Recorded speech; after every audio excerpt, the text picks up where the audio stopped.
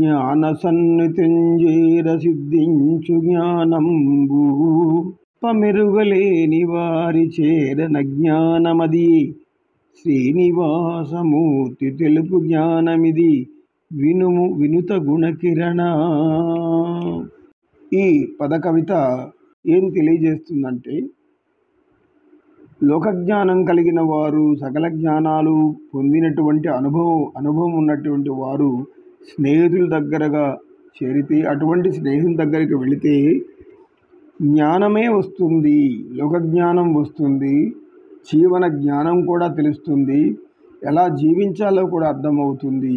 అలాంటి జ్ఞానులు సన్నిహితులుగా ఉండాలి. సన్నిహితులు అంటే ఏమి? స్నేహితులు.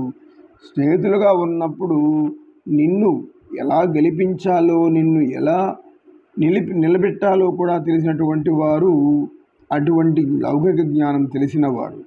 అటువంటి జ్ఞానులతో స్నేహం చేస్తే వారి మాటలు నీకు ఇంకా ముందుకు పోవడానికి, ఉత్తేజం చెందడానికి, సకల విజయాలను పొందడానికి కారణమవుతాయి.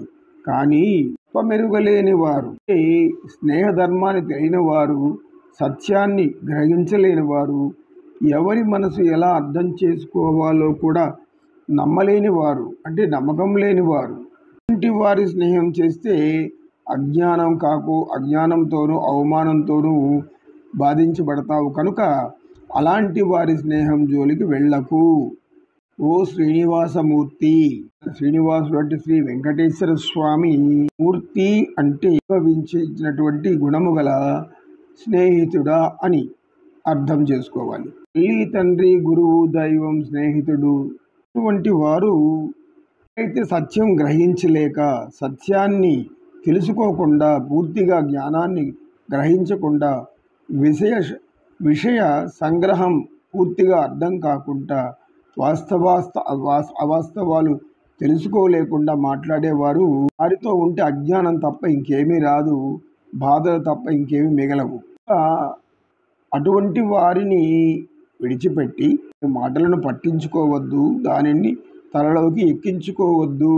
నీలో ఉన్నటువంటి చిన్న బలహీనతలను తెలియజేస్తూ నిన్ను ఇంకా ఉన్నత స్థితికి వెళ్ళేదానికి నీకు ప్రోత్సాహం ఇస్తున్నటువంటి వారే నిజమైనటువంటి స్నేహితులని గట్టిగా నమ్మాలి.